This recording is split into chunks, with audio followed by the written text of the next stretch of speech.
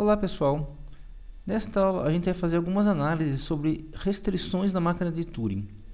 A gente vai ver alguns modelos um pouco diferentes e analisar qual é o impacto que isso tem na linguagem que elas reconhecem. E também vamos aproveitar para fazer uma análise muito importante com uma máquina de Turing restrita que é especial para a gente. Vamos lá? Nesta aula vamos seguir a seguinte referência bibliográfica, apenas o livro do Hopcroft, o conteúdo do capítulo 8, seção 8.5. O primeiro modelo que a gente vai ver nessa aula é a máquina de Turing com fita semi-infinita. Qual que é a ideia? A ideia é a gente ter a fita, como a gente tem a máquina normal, só que ela tem um lado aqui, pode ser o lado esquerdo, o lado direito, tanto faz, onde a cabeça da fita não pode se mover além desse ponto. Tá? Então aqui a gente tem, por exemplo, a entrada que vai do x0 até o x8 aqui, os brancos infinitos para a direita e para a esquerda tem um ponto onde a fita termina. Tá? E a gente vai ver que a capacidade de processamento desse tipo de máquina é a mesma que as máquinas de Turing com fita duplamente infinita. Tá? E essa demonstração é uma demonstração por construção também. Tá? Basta você imaginar que a sua máquina de Turing com a fita semi-infinita, que no caso aqui é a M', ela tem duas trilhas, onde a trilha de cima tem uma metade da fita e a trilha de baixo tem a outra metade. Tá? Ou seja, essa fita aqui ela é semi-infinita, porque ela trabalha aqui até um limite esquerdo, só que ela trabalha infinitamente para os dois lados através de cada trilha. Então veja, suponha que eu tenha a máquina normal, né? Então essa máquina M tem a fita infinita para os dois lados, aqui e aqui. Se eu imaginar que eu vou dobrar essa fita no meio, então por exemplo aqui eu tenho nesse momento x0, x1, x2, x3, x4, x5, x6, x7, x8, tá? E eu vou trabalhar com duas trilhas, tá? Onde a de baixo ela está invertida, então eu vou ter aqui o x0 vindo para cá. Então aqui eu tinha x0, ele vem para cá. Aqui eu tinha x1, ele vem para cá. Aqui eu tinha x2, ele vem para cá, ou seja, da direita para a esquerda. Aí desse momento inverte, ó. Então o x3, x4, x5, x6 até o x8 vai entrar aqui, ó. Tá? Certo? Então dessa forma eu consigo manipular, quer dizer, eu consigo armazenar na minha fita semi-infinita as mesmas informações que eu armazeno na minha fita duplamente infinita, apenas imaginando que a fita é dobrada e dividida em duas trilhas. Tá? E a gente já viu que duas trilhas dá para fazer tranquilamente sem mudar a capacidade do autômato. Tá? E também dá para fazer o seguinte, a máquina M' vai simular a máquina M com os movimentos de cabeça, da seguinte forma. O movimento original da cabeça vai então para a direita e para a esquerda à vontade. Basta eu modificar esse movimento, tá? Eu sei qual que é o movimento, né? Afinal a máquina M tem a sua função dada definida, para que aconteça da seguinte forma, sempre que eu chegar no começo da fita, eu inverto os movimentos para a direita e para a esquerda de uma forma contrária, então se era para a direita vai para a esquerda, se era para a esquerda vai para a direita, sempre que passar pelo comecinho, que é a metade da fita. Ou seja, aqui eu estou indo livremente da esquerda para a direita, aqui eu vou indo da direita para a esquerda e inverto quando passa pela metade. Tá? Então aqui faço um movimento assim, aqui eu faço um movimento assim. Certo? Dessa forma dá para a gente simular completamente a máquina com fita duplamente infinita em uma máquina com uma fita semi-infinita. Tá? E isso demonstra, né? Claro, eu só fiz a ideia, né? Mas a gente consegue construir esse tipo de máquina. Esse processo dá para ser feito de uma forma sistemática. E com isso a gente demonstra que a máquina com fita semi-infinita ela tem a mesma capacidade de reconhecimento de linguagens que a máquina com fita duplamente infinita. Agora a gente vai falar de uma outra máquina de Turing que na verdade não parece máquina de Turing, mas é, tá? Que é o PDA, ou seja, o autômato com pilha, mas com duas pilhas. Tá? A gente já viu que um PDA com uma única pilha ele está associado com a hierarquia de Chomsky no nível 2, tá? Que são as linguagens livres de contexto. Mas se eu tiver uma segunda pilha, aí eu passo a aceitar o nível 0, ou seja, as mesmas linguagens que as máquinas de Turing, que são as linguagens recursivamente enumeráveis. Tá? Ou seja, com duas pilhas dá para simular uma máquina de Turing. E qual que é a ideia? Tá? A ideia é a seguinte, eu tenho uma máquina com duas pilhas que vai simular uma máquina de Turing. Tá? Então está aqui embaixo o PDA com duas pilhas, né? Tem duas pilhas, e aqui eu tenho a máquina de Turing. eu vou de novo pegar a fita infinita da máquina de Turing, dobrar no meio e colocar cada metade em uma pilha diferente. Ó. Então aqui tenho do x0 até o x3, que vão vir para essa pilha da esquerda. E do x4 até o x8, eu vou vir para a pilha da direita. Certo? Ou seja, eu vou manter uma pilha somente com os símbolos que estão à esquerda da cabeça e outra pilha que tem os símbolos contendo a direita e aquele sendo lido pela cabeça. Tá? Então dá para colocar toda a fita duplamente infinita em duas pilhas. Por quê? Porque as duas pilhas também são infinitas, né? Elas podem crescer para cima aqui de uma forma infinita. Então eu assumo que os elementos da pilha são os símbolos não brancos e aqui para cima estão os brancos infinitos para os dois lados. Certo? E aí dá para simular o movimento da cabeça de leitura também com duas pilhas. Vamos lá. Suponho que eu estou aqui com a cabeça de leitura apontando para o x4, aqui, que significa que eu tenho a pilha da esquerda do x0 até o x3. Ó, x0 até o x3 e os infinitos brancos. E a pilha da direita vai ter o x4 até o x8. Tá? Se a cabeça de leitura se mover para a esquerda, então, por exemplo, ela vai do x4 até o x1, basta eu deslocar os símbolos de uma pilha para outra. Certo? Então, vai entrar aqui o x1 até o x4 na pilha da direita e vai sobrar o x0. Tá? Se a minha cabeça de leitura da máquina de Turing vai para a direita, eu vou jogar os símbolos da pilha da direita para a esquerda. Tá? Como se eu tivesse dois copos cheios de água, né? Eu vou passando água de um copo para o outro. E assim eu vou mudando o meio, né, da fita, o meio da minha máquina de Turing original. Ou seja, dá para fazer esse tipo de transformação. Novamente, estou aqui mostrando apenas a ideia, né, e falando que isso não que dá para ser feito, né? Então, obviamente que o processo envolve modificar a função delta, modificar as máquinas aí, mas a ideia essencial prova que o PDA com duas pilhas tem um poder equivalente à máquina de Turing com fita infinita. Bom, agora a gente vai falar de um outro tipo de máquina restrita. Tá? A gente vai, na verdade, comparar a máquina de Turing original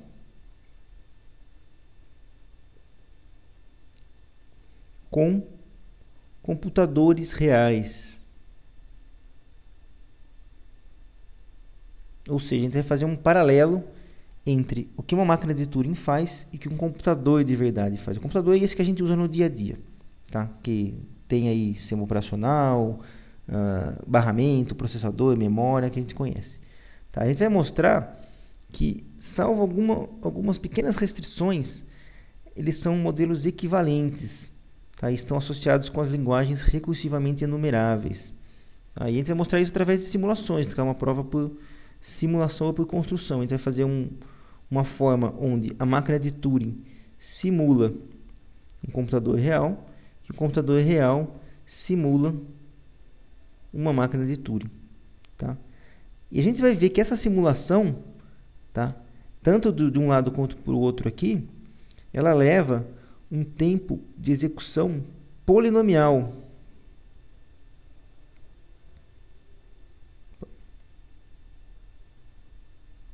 Que a gente já viu, a gente já discutiu, que é um tempo relativo aceitável. Tá? Então, isso mostra que a máquina de Turing e os computadores são realmente equivalentes, inclusive para análises de desempenho, quer dizer, análise de relação de desempenho ou de complexidade, tá? Dos problemas. Bom, o lado da simulação, que é o computador simulando uma máquina de Turing, tá? Que é esse lado aqui, né? Ele deve ser relativamente fácil para você entender, né? Basta você imaginar aqui que você pega o seu computador, seu PC rodando Windows, rodando Linux, e você faz um programa, por exemplo, em C, onde você tem uma variável que vai armazenar os estados, vai ter uma tabela, vai ter uma matriz que armazena as transições, vai ter um ponteiro para a cabeça de leitura e a fita em um vetor, né, por exemplo, da memória. Tá? Então dá para você imaginar facilmente como que um computador simula uma máquina de Turing. De fato, existem simuladores de máquinas de Turing à vontade. Se você procurar pela internet aí, simulador de máquina de Turing, você vai achar vários sistemas, vários softwares, vários aplicativos que você pode usar para simular a máquina de Turing rodando. Tá? Dá até para você implementar o seu, se você quiser praticar um pouco aí esse conceito, né, de simulação e entender realmente a máquina de Turing. Ou seja, esse lado aqui, né, ele é bastante simples de a gente entender, não tem muito segredo. Tá? Com apenas uma restrição, que é a seguinte: o computador ele tem uma limitação. qual que é essa limitação? Que é a memória finita. Óbvio, né? Estamos falando de uma máquina física, uma máquina que tem memória limitada pelo aspecto físico mesmo, né? A máquina de Turing é um conceito abstrato e ela tem memória infinita. Certo? Então essa é uma diferença aí que é conceitual. Na verdade ela não é muito importante, mas ela é uma diferença conceitual que é relevante, né? Afinal de contas, sempre a máquina de Turing vai ser, né, nessa comparação, melhor do que os computadores reais, porque elas não têm essa limitação. Tá? Mas para todos os efeitos práticos, né, essa memória finita do computador real é uma coisa completamente contornável. Então você pode trabalhar num espaço de problema aí, onde hoje a gente tem aí HDs e armazenamento barato, dá para a gente colocar quanto de memória a gente quiser praticamente. Então na prática essa diferença não aparece, certo? Mas se a gente for ser realmente estritamente correto aí na comparação, a máquina de Turing nunca vai poder ser simulada por um computador, porque ela não tem memória infinita. Tá? Mas espero que tenha ficado claro aí que, então, para você simular uma máquina de Turing em um computador, ou seja, esse caminho aqui é relativamente fácil de imaginar, basta você fazer um programinha aí que faz a simulação. Bom, agora a gente vai falar do outro lado da simulação, quer dizer, uma máquina de Turing que vai simular um computador real. Tá? E esse lado é um pouco mais interessante, porque a princípio a gente olha o modelo da máquina de Turing, né, que é uma fita simples que escreve e lê, e faz um movimento para a direita e um movimento para a esquerda. Isso pode parecer muito menos do que um computador real, com um sistema operacional, com drivers e qualquer tipo de coisa que a gente usa os computadores hoje em dia.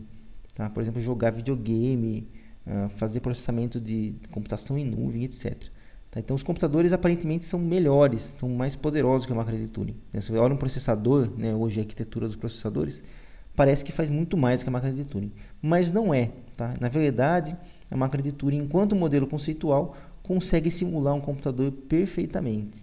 Tá? E a gente vai falar dessa simulação aí.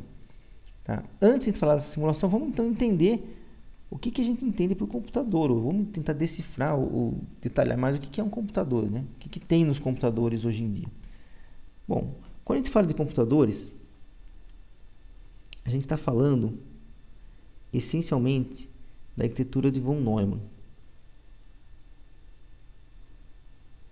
que é, né, a arquitetura que foi usada e foi pensada como uma forma de você estruturar o hardware.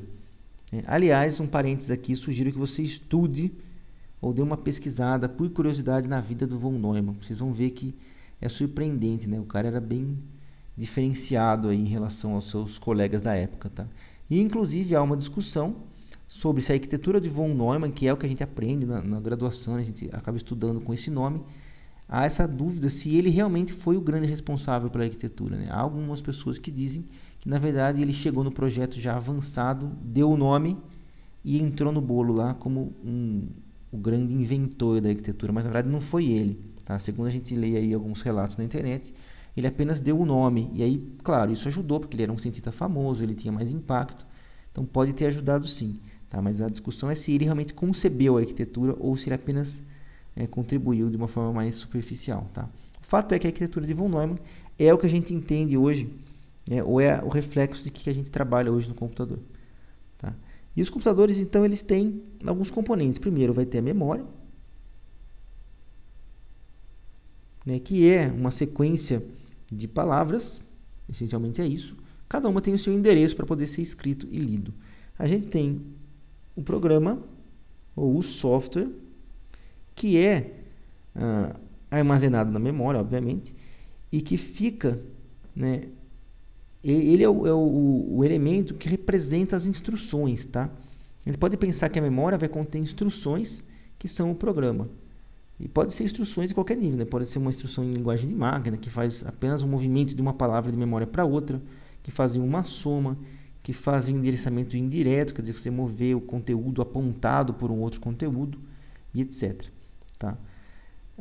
Então o programa é isso. E o programa ele tem algumas coisas, né? Por exemplo, a gente pode pensar em restrições, onde cada instrução envolve um número finito, aqui é a palavra grifada, de palavras de memória. Ou seja, eu nunca vou ter uma instrução que roda infinitamente, ou que envolve um número infinito de palavras. Tá? Então, cada programa vai modificar, ou ler, ou escrever 3, ou 4, ou 10, ou 20, sei lá, um número finito de palavras. Tá? Isso é uma restrição viável, é real. Tá? E a gente pode até fazer uma outra restrição aqui, que cada instrução modifica ou altera o valor de, no máximo, uma palavra. Então, ou seja, cada instrução vai ter uma escrita no máximo. Tá? Dá para a gente pensar nessa restrição também. Basta eu imaginar que o meu conjunto de instruções ele é mais detalhado, ele é mais, envolve um menor nível de granularidade ou granulosidade. Tá? Então, dá para você detalhar bem o seu programa em termos de instruções pequenas, que modificam no máximo uma palavra de cada vez. Então, essas restrições são válidas, eu posso assumir elas na hora de eu fazer a demonstração. A ideia da simulação, assumindo que a gente tem as restrições ou as premissas apontadas agora há pouco, é você criar uma máquina de Turing com 5 fitas. 5 fitas são suficientes. E a gente já viu que a máquina com múltiplas fitas é equivalente à máquina com uma fita, né? Então a gente pode tranquilamente colocar essas 5 fitas aqui, onde eu vou usar cada fita para um propósito diferente. Eu vou ter uma fita que vai ser a minha memória. Tá? Eu vou armazenar aqui dados e instruções do programa. Eu vou ter uma outra fita que vai ser o meu contador de programa, o contador de instruções. Eu vou ter uma outra fita que é onde eu vou armazenar endereços para algumas instruções, né, como auxílio. Aqui eu vou ter uma outra fita que vai ser a entrada e uma última fita que vai ser o rascunho.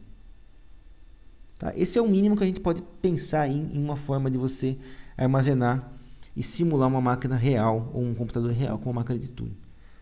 Tá? Qual que é a ideia? Você vai colocar na memória dados e, na verdade, palavras, né? E essas palavras vão representar o meu programa, por exemplo. Então, eu posso colocar aqui, separados por um símbolo diferente, né? Um símbolo que não existe no código de programa nem de dados, as minhas palavras que vão ser armazenadas aqui. Então, eu posso, por exemplo, armazenar um programa onde eu tenho um conjunto de instruções. Então, eu tenho a instrução 0, ou o conteúdo 0, mais um separador. Aí eu tenho a palavra 0. Tá? Aí eu vou ter outro separador, que é um separador agora de palavras, onde eu vou ter o conteúdo 1, mais um separador, e a palavra 1. Vou ter outro separador, onde eu vou ter o conteúdo 2, um separador, opa, na verdade não é 2 aqui, eu vou colocar em binário, tá? Para representar realmente o hardware, que é o que a gente trabalha. Aí o separador e a palavra 2. Tá? E assim por diante. Ou seja, eu estou usando aqui separadores, um para marcar aqui o começo e talvez o fim do programa, né? Não estou desenhando aqui. Outro separador diferente para separar as palavras. E cada separador começa, cada trechinho aqui começa com um número, que é o endereço de memória dessa palavra. E aí eu tenho um último separador que separa o endereço do conteúdo. Tá? Então, o conteúdo do endereço 0 é W0. O conteúdo do endereço 1 é W1. Tá? Ou seja, eu consigo representar uma fita, através dos meus símbolos, tudo que dá para armazenar em memória, uma memória indexada por endereço. Tá? Bom, a segunda fita é um contador de instruções simples. Né? Então, por exemplo, vai ser um número binário aqui, onde eu vou armazenar qual é a instrução sendo executada no momento. O contador de endereços, o apontador de endereços vai também ter um endereço qualquer aqui que vai ser usado em instruções. Certo? A entrada vai ser a minha entrada. Então, por exemplo, eu posso passar o CPF do cliente que eu quero pesquisar, ou o número que eu quero fazer a soma, etc. E o rascunho eu vou usar para fazer alguns processamentos. Tá? Então, essa é a configuração básica de uma máquina de Turing que vai simular um computador real. Então, o que consiste na execução de uma instrução dessa máquina? Tá? A máquina de Turing, primeiro, ela vai fazer o seguinte: ela vai procurar na fita 1 aonde que está a instrução apontada pelo contador, tá? Que é a fita 2. Então, por exemplo, aqui está no 101. Então, ela vai varrer a fita 1 em busca do 10111. E para isso ela vai fazer o uso dos separadores aqui. Então, ela vai procurar um jogo da velha que tenha depois o 10111. Tá? Então, vai usar esse tipo de busca aqui para achar a instrução. Aí ela vai interpretar o conteúdo da instrução. Tá? Então, por exemplo, suponha que seja aqui o W1, o conteúdo da instrução. Aí ele vai interpretar o conteúdo. Eu tenho um conjunto finito de instruções, né? Isso é verdade em hardware. Então, eu consigo binariamente, né, comparando com uma tabela pré-definida de instruções, qual é a instrução que vai ser executada nesse caso aqui. Bom, se essa instrução exige o valor de um endereço, quer dizer, uma instrução que exige endereçamento, ela vai estar contida aqui dentro da palavra, e aí a máquina de Turing copia o endereço para a fita 3, tá? Que vai ser, então, esse ponteiro para esse endereço. Né? Por exemplo, suponha que seja uma instrução de soma de endereço A com o valor 3, né? Com valor, sei lá, valor 5. Então, ele vai pegar o endereço, copiar aqui. Tá? Então, ela vai fazer, uma vez copiada, ela vai executar a instrução usando o rascunho como auxílio. Né? Então, por exemplo, se for uma soma, ela vai fazer a busca pelo conteúdo, né, desse endereço, vai buscar lá na memória, lá para a direita, vai copiar o conteúdo no rascunho, aí vai pegar a constante que estava aqui, vai fazer a soma binária aqui, por exemplo. Tá? E aí, se tiver uma escrita, vai escrever, né, por exemplo, o resultado do endereço, se for o caso aqui, numa outra instrução. Tá? E aí ela incrementa o conteúdo da fita 2, que é o contador, né, e vai para a próxima instrução. Certo? Com isso, ela vai executar o programa para cada tipo de instrução diferente. Tá? Pode ter instruções que fazem somente leitura, pode ser instruções que tenham somente escrita, pode ter instruções que leem da entrada, né? Por exemplo, pode ter algum parâmetro de entrada para ser lido. A gente pode pensar em uma fita de saída aqui, né, que não está desenhada, mas que poderia fazer a impressão de coisas na tela, e assim por diante. Tá? Esse ciclo, né, de execução consegue simular completamente qualquer instrução que a gente conseguir imaginar que dá para ser implementada em hardware. Tá? Se você consegue implementar, por exemplo, uma soma em hardware, você também consegue implementar uma soma numa máquina de Turing. Você consegue fazer um endereçamento indireto, um incremento de ponteiro, dá para fazer na máquina de Turing também. Tá? Então, aqui a única coisa que tem que ser tomada cuidado é você estruturar corretamente as fitas e fazer as instruções, né, a função de transição, que consiga realmente fazer a busca dos endereços do contador de programas, a leitura e interpretação de cada instrução e a execução de cada instrução. Bom, a análise que a gente vai fazer agora, ela é muito importante para a teoria da computação. A gente está querendo comparar a máquina de Turing com um computador real, certo? E a gente vai fazer uma análise agora em relação ao tempo de execução que a máquina de Turing, essa daqui, leva para simular a execução de um programa real, em um computador real, nessa arquitetura aqui, que é a arquitetura, basicamente, de von Neumann, que é usada nos computadores até hoje. Tá? Então, qual que é a ideia? Se eu mostrar que a relação de tempo ela é compatível, ela é pequena, tá? E aqui pequena a gente está dizendo de polinomial, né? A gente vai estar demonstrando que as máquinas de Turing servem como um modelo fiel do que um computador pode fazer e quanto tempo ele vai gastar para fazer. Tá? Ou seja, eu posso usar a máquina de Turing, que é um mecanismo matemático formal, para encontrar provas sobre determinados problemas que vão valer para os computadores reais também. Tá? Se eu provar que um determinado problema não pode ser resolvido em um tempo bom, em um tempo curto, por uma máquina de Turing, não adianta eu fazer um computador real que também não vai resolver, porque eles são equivalentes, tá? Inclusive em tempo de execução. Tá? Então é importante mostrar o quê? Que a máquina de Turing é equivalente ao computador, a gente já fez isso, tá? Então essa demonstração aqui que eu já fiz mostra que são equivalentes em termos de reconhecimento de linguagens ou em termos de resolução de problemas, né? De uma forma mais conceitual, através dessas 5 fitas. Agora vamos provar que ela faz isso de um tempo equivalente, um tempo parecido. Bom, então quanto tempo leva para essa máquina de Turing aqui simular a execução de um computador? Tá? E aqui tempo em relação ao número de movimentos, né? Porque a máquina de Turing é uma máquina abstrata, não é uma máquina real. Bom, a gente já sabe que essa máquina tem múltiplas fitas, então ela vai gastar da ordem de n ao quadrado em uma única fita. A gente já fez essa demonstração aqui em um vídeo anterior. Tá? Até então tudo bem, porque quadrado, n elevado ao quadrado, é um polinômio. Então a gente está dentro do aceitável aqui. Outra coisa que a gente sabe é o seguinte: uma instrução do computador vai levar no máximo da ordem de n ao quadrado movimentos da máquina de Turing. Tá? Onde n é o número de movimentos que o computador real iria executar, certo? Ou seja, para uma instrução do computador real, a máquina de Turing vai gastar n ao quadrado. Por quê? Porque ela tem que fazer n movimentos para a direita para encontrar a instrução, depois n movimentos para a esquerda para voltar para o começo, para a posição que ele estava, e tudo isso considerando as múltiplas funcionalidades que tem que ser implementadas em cada instrução. Tá? Dá para a gente demonstrar isso, ou seja, cada instrução do computador eleva no máximo n ao quadrado movimentos da máquina de Turing. Então aqui seria n ao quadrado para simulação de múltiplas fitas.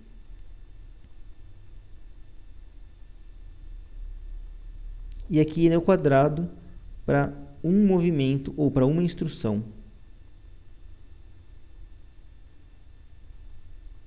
Certo? Isso aqui é o que a gente já sabe até agora.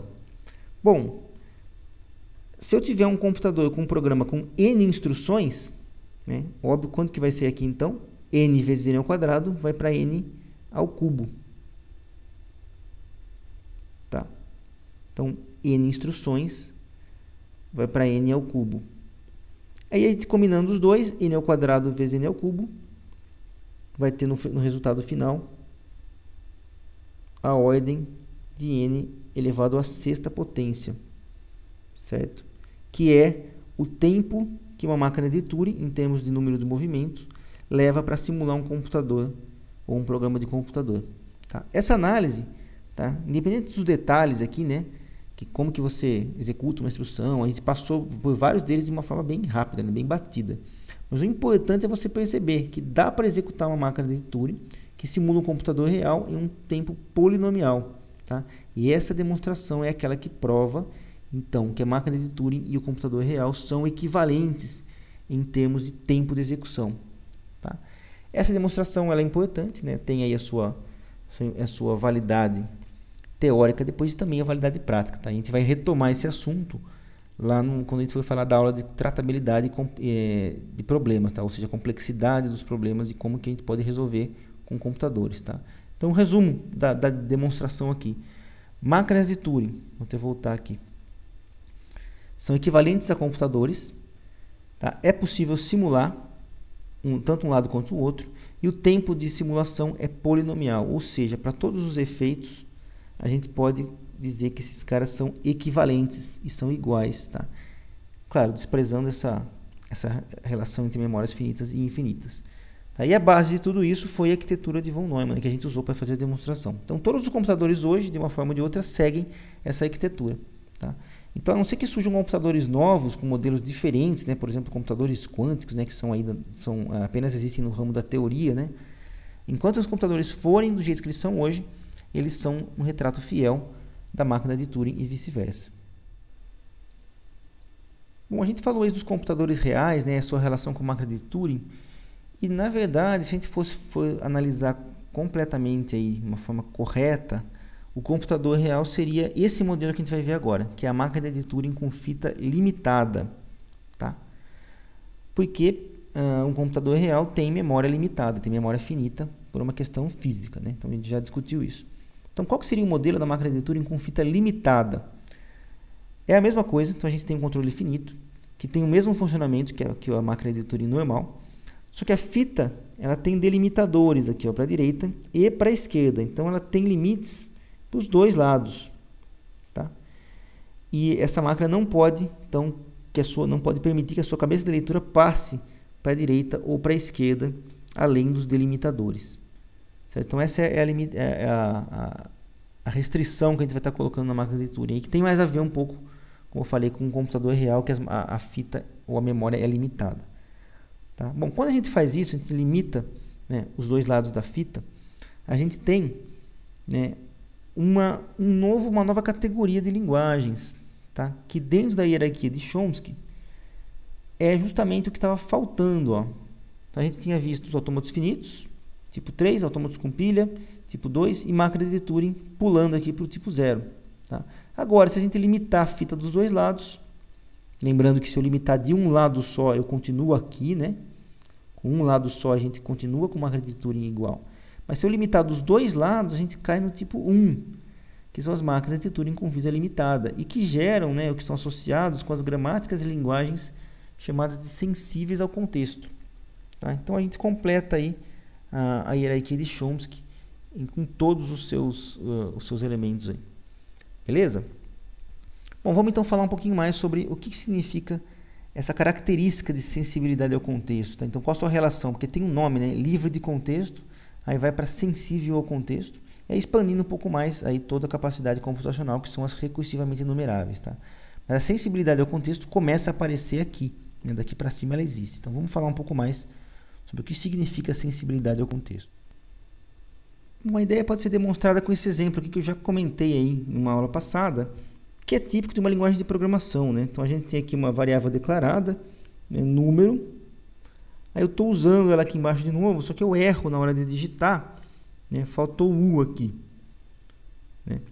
A maioria das linguagens de programação, dos compiladores, vai acusar erro nessa linha, dizendo, ó, a variável não foi declarada.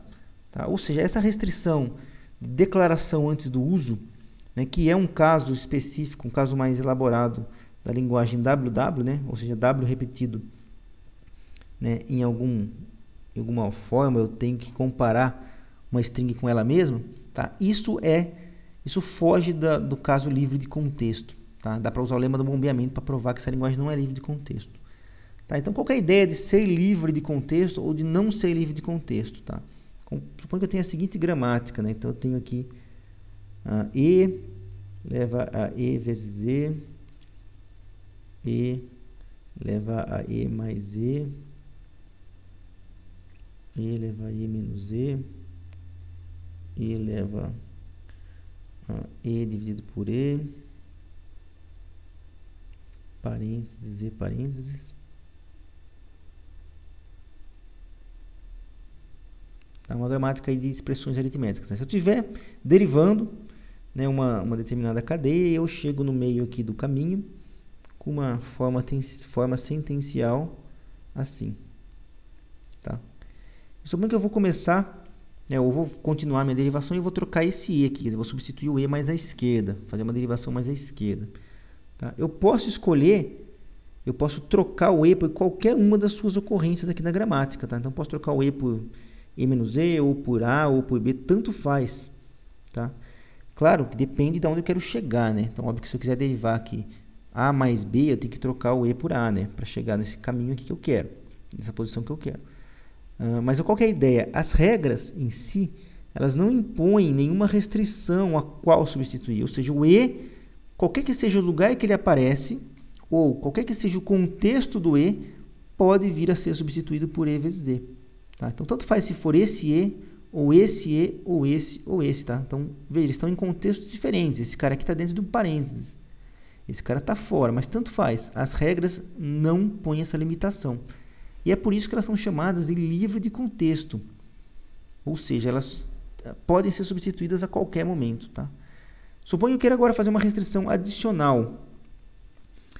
Mais ou menos da seguinte forma. Ó. Suponho que sempre que aparecer um abre parênteses, a expressão tem que ser soma ou subtração. Certo? Então, apareceu um abre parênteses, eu tenho que ter soma ou subtração. Então, não pode ter divisão aqui dentro do parênteses. Tá? É uma certa forma de você colocar uma restrição de contexto aqui. Né? Você não permitir. Essa gramática não vai funcionar.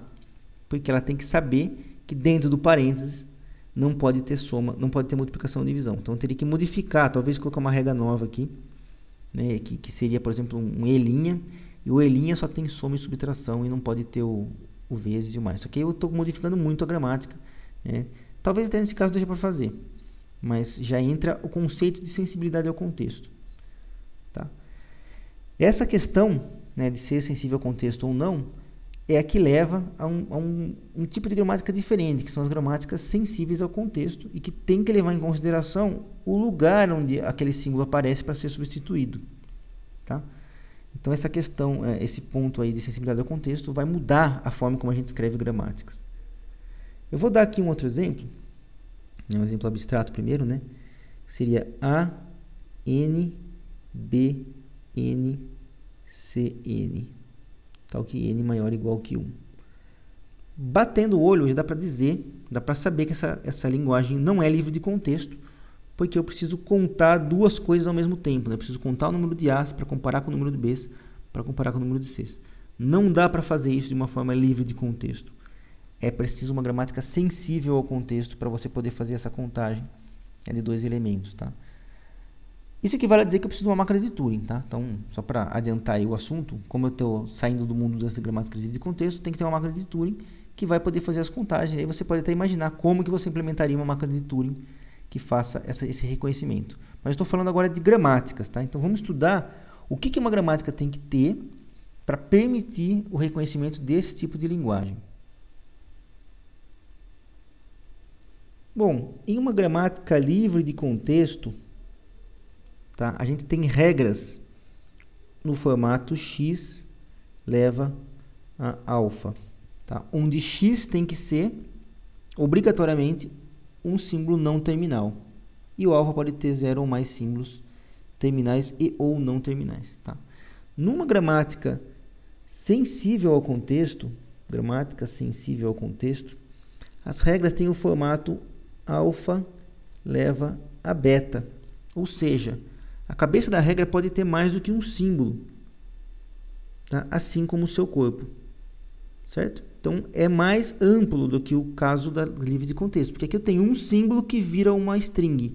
Aqui eu tenho uma string virando outra. Tá? Então, dá para trocar mais do que um símbolo de cada vez por outros. Tá? Então, essa é a diferença crucial entre as gramáticas livres de contexto e sensível ao contexto. Tá? Então, batendo o olho, se todas as regras, a cabeça dela é sempre um não terminal e é um símbolo único, ela é livre de contexto. Ou seja, tanto faz o lugar que aquele símbolo aparece, ele vai ser substituído. Quando eu tiver mais do que um símbolo na esquerda, pode ser sensível ao contexto. Mas tem algumas restrições a mais aqui para o alfa. Tá? Então, o alfa, que é uma string, tem que ter pelo menos um não terminal. Tá? Então, o alfa não pode ser qualquer coisa. Tem que ter um conjunto de símbolos, mas um deles, pelo menos, tem que ter um não terminal. Tá? O beta, tanto faz. Pode ter qualquer conjunto de terminais, ou qualquer número de terminais e ou não terminais, como a gente já tinha nas livres de contexto. Tá? Então, o lado direito da regra continua igual. Só que o comprimento do beta tem que ser maior ou igual ao comprimento do alfa. Ou seja, o tamanho do corpo tem que ser igual ou maior que o tamanho da cabeça. Tá? Então, essas três restrições, na verdade, essas duas, né, tem que ser mantidas para ser chamadas de gramática sensível ao contexto. Tá? Ou seja, então eu estou relaxando um pouco as regras da gramática livre de contexto para cá, mas nem tanto. Tem que ainda tomar cuidado para observar essas duas restrições extras. Né? Então, por exemplo, se eu tivesse uma gramática assim, ó, o E leva a E mais E, ou seja, eu posso trocar o E por E mais E, tanto faz o contexto. O E troca pelo E vezes E. O E troca pelo E menos E. Ou pelo E dividido pelo E. Ou o E entre parênteses. Ou pelo A. Ou pelo B. Até aqui tudo livre de contexto, mas eu posso ter uma regra assim, ó. O parênteses E é trocado pelo E mais E. Tá? Ou seja, eu estou restringindo a substituição aqui pela cabeça. Tá? Ou o parênteses E pode ser trocado pelo E menos E. Tá? Não é um exemplo correto, tá? Só para ilustrar a ideia aqui. Então, essa regra tem na cabeça um contexto para que o E seja substituído. Tá? Quer dizer, tem que estar dentro do parênteses, tem que estar começando um parênteses logo antes aqui. Tá? Outro exemplo, esse aqui é um exemplo sim mais real, né? Que seria o seguinte: eu tenho o S leva a A, S, B, C, ou o S leva a A, B, C. Aí eu tenho a substituição CB leva a BC, o AB leva a AB, tudo minúsculo, BB leva a BB, BC leva a BC e CC leva a CC. Veja que aqui as regras não estão no formato da livre de contexto. Essa aqui está, essa aqui não está, porque eu tenho 2 símbolos na cabeça. Aqui também. Tá? E veja que as regras estão obedecendo às restrições das gramáticas sensíveis ao contexto. Tá? Porque todas elas aqui, ó, a cabeça tem pelo menos um não terminal. Tá? Então aqui tem 2, ou seja, passa. Aqui tem 1, aqui tem 1, aqui tem 1, aqui tem 1. Tá? E além disso, o corpo não é menor do que a cabeça, o que não pode. Se o corpo fosse menor do que a cabeça, não poderia também para ser sensível ao contexto. Essa linguagem aqui, tá, pode ser difícil de enxergar, tá, mas é a linguagem que eu tinha comentado.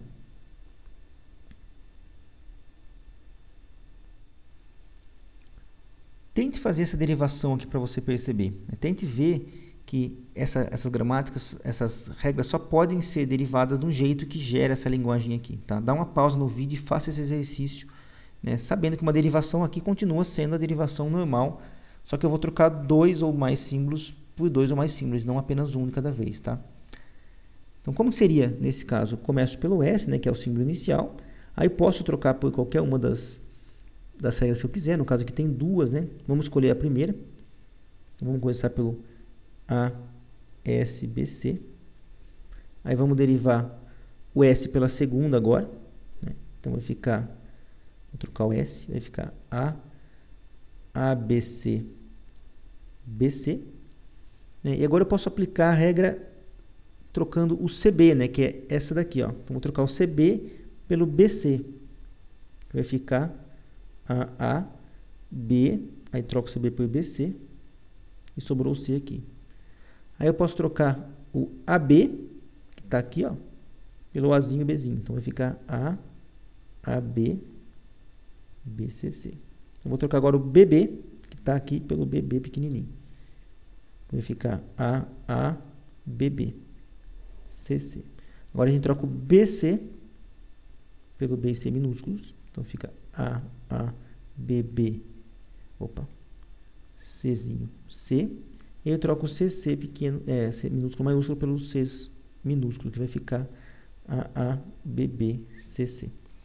Tá? Então veja que essa gramática não tem como derivar alguma coisa que não seja isso daqui. Tá? Por quê? Porque a primeira regra aqui tem uma recursão de centro que vai colocando para cada A um B e um C. Tá? Só que os Bs e Cs vão ficar intercalados. Ó. Veja aqui, ó, ficou BC, BC. Se tivesse outras derivações, ia ser BC, BC, BC, BC, BC. Tá? E aí vem essa segunda regra aqui, ó, que é que vai invertendo os BCs de volta. Tá? Então aqui vem que tinha um CB, virou BC.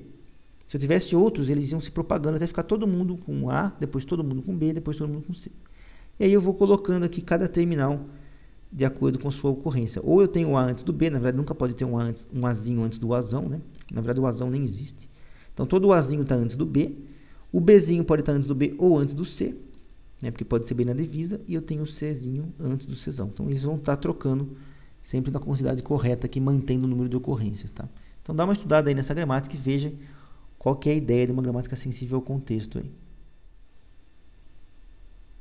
Bom, vimos aí que a gramática livre de contexto tem as suas regras, né? Só pode ter não terminal na cabeça. E se a gente adicionar algumas, relaxar um pouco essa regra, né? Mas ainda manter algumas restrições, a gente sai das gramáticas livres de contexto e vai para sensíveis ao contexto. Tá? E se a gente acabar com essas restrições, né? Se a gente não tiver mais que ter nenhuma regra nas produções gramaticais, para onde que a gente vai? Né? Aí a gente vai uma gramática chamada de gramática irrestrita. Tá? Ou seja, não tem restrições. Né? Se eu apagar as minhas restrições, eu tenho uma gramática irrestrita, ou seja, pode tudo. Né? Eu posso ter, por exemplo, regras do tipo S leva a B, C, C. Aí eu tenho na cabeça 2 terminais, ou eu tenho não terminais aqui, mas o corpo é menor do que a cabeça. Tá? Ou seja, eu não tenho mais restrição nenhuma nessa gramática aqui. Aí eu tenho uma gramática irrestrita. Tá? Então é isso que é o final da história aí, tá? E aí, desenhando aqui, né, a gramática livre de contexto, a gente tinha os autômatos de pilha. As gramáticas sensíveis ao contexto, a gente tinha máquina de Turing com fita duplamente limitada, né, uma fita finita dos dois lados. E nas gramáticas irrestritas, a gente volta para as máquinas de Turing normal. Tá? Então, as gramáticas irrestritas estão associadas com as linguagens recursivamente enumeráveis. Então, as gramáticas irrestritas também podem ser chamadas de gramáticas recursivamente enumeráveis. Tá? Então, na hierarquia de Chomsky, então, a gente completa todos os tipos de linguagens, gramáticas e máquinas que estão possíveis de serem representadas no mundo da computação.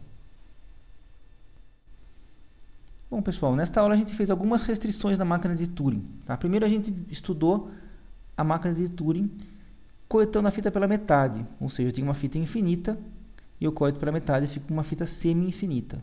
Óbvio que uma fita semi-infinita não faz nem sentido, né? Porque o conceito de infinito é infinito, né? Não existe infinito por um lado só.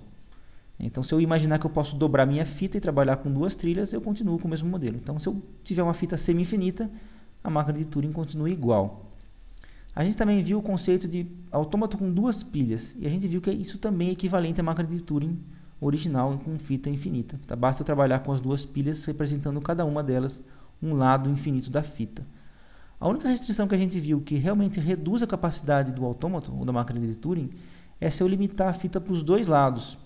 Tá? Aí eu tenho realmente a impossibilidade de ter movimento restrito para os dois lados, né? E aí eu restringo ou reduzo a capacidade reconhecedora da máquina. E efetivamente eu caio um nível na hierarquia de Chomsky. Tá? A máquina de Turing infinita para os dois lados ela é do nível 0, e se eu restringir a fita, eu caio para o nível 1. Tá? A máquina no nível 1 é mais parecida com os computadores reais, que os computadores reais têm memória finita, né? Então não tem uma fita infinita para eu trabalhar. Tá? Mas a gente viu que na prática isso acaba não aparecendo, né, nos problemas reais, porque a gente tem muita memória disponível hoje em dia. Tá? Então as máquinas computadoras reais são, para todos os efeitos, iguais às máquinas de Turing. E a gente fez a demonstração simulando um computador e uma máquina de Turing. Tá? E por último, eu queria destacar que essa simulação de uma máquina de Turing que executa igual a um computador real leva um tempo polinomial. Tá? Essa observação é muito importante para as próximas aulas, porque permite que a gente use uma máquina de Turing para representar aquilo que um computador pode fazer e o quanto tempo esse computador pode levar para resolver um problema. Tá? Então, tudo que valer nas provas das aulas seguintes para a máquina de Turing tem que valer também para as máquinas reais. Certo? Então, esse é o resumo aí da aula de hoje. E fica, então, o aviso para próximas aulas aí que a gente vai usar, então, a máquina de Turing como um modelo de provas para problemas de verdade. É isso, até a próxima.